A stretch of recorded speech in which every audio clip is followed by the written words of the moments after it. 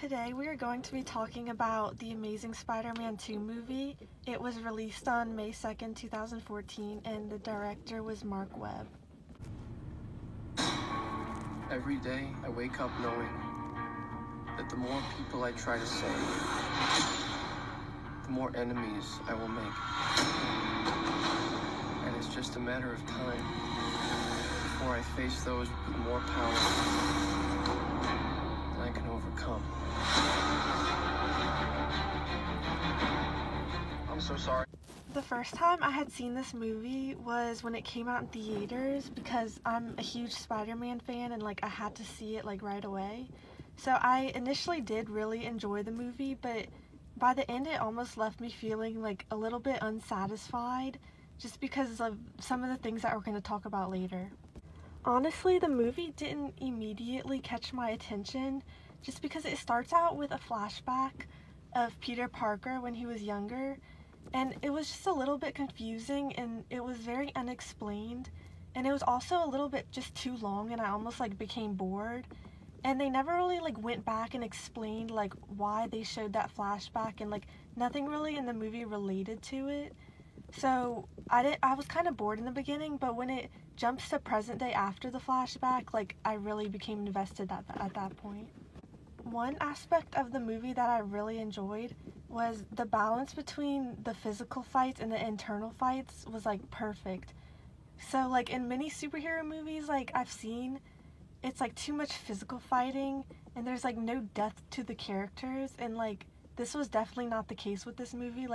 There was meaning and reason behind every fight in the movie, and it wasn't just constant physical fight without any actual reason in the movie. I have to say that the visuals and special effects was definitely the highlight of the movie. One specific scene really stands out to me, and it takes place in Times Square, and it's a fight scene, and Spider-Man is having his first battle with Electro, who is one of the villains in the movie, and the special effects are just really amazing, and the scene is honestly just captivating, to say the least. That's just the best way I can put it. So overall the movie was really enjoyable, but like I said, it left me almost unsatisfied in the end, and it's honestly because of the outcomes of the two villains. So one villain is Max Dillon, who became Electro in an accident he had during his job, and the other villain is Harry Osborn, who's a childhood friend of Peter Parker. And in the end, after both villains are defeated, I felt almost a little bit sad for them, to be honest, because both villains started out as good people and they just ended up in bad situations. And in most superhero movies I don't feel this way, because the bad guy is bad throughout the entire movie and you feel no remorse for them, but I almost feel the villains in this movie deserved second chances and another shot. The plot of the movie did get a little bit messy at times. There were many different plot lines and it was hard to keep up with all of them, and if you missed one detail, it could definitely get confusing. And it's the movie's simply not long enough to completely explain and explore every single element that they included in it. And because of this, the movie did feel really rushed to me, and even a little bit unfinished in the end. I felt it just wasn't complete. But although the plot was really messy, I did how by the end all the plots connected, and the villains, both the villains had their own separate plot lines, but in the end they joined forces and they were trying to take down Spider-Man. So I did how that connected in the end. I also enjoyed how unexpected the movie was. In the end, once Spider-Man defeated Electro, everything seems to be normal and good for a second, but then out of nowhere Harry Osborn shows up as the Green Goblin, and this leads to another battle, and it was even more intense than the previous one, and I liked how unexpected this was.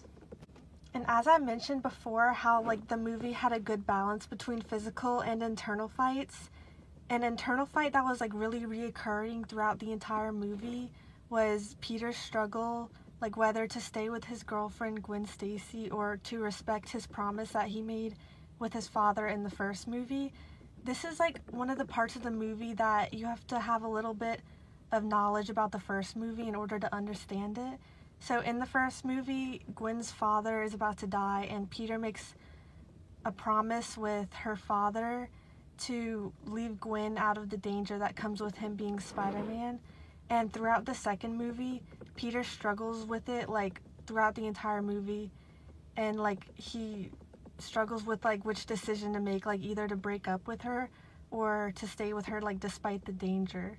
So in the movie, in the end of the movie, he finally, like, makes a decision. And I'm not going to spoil it, but the decision he makes, he has to pay the consequences for. So that's really interesting to see how, like, that all turns out.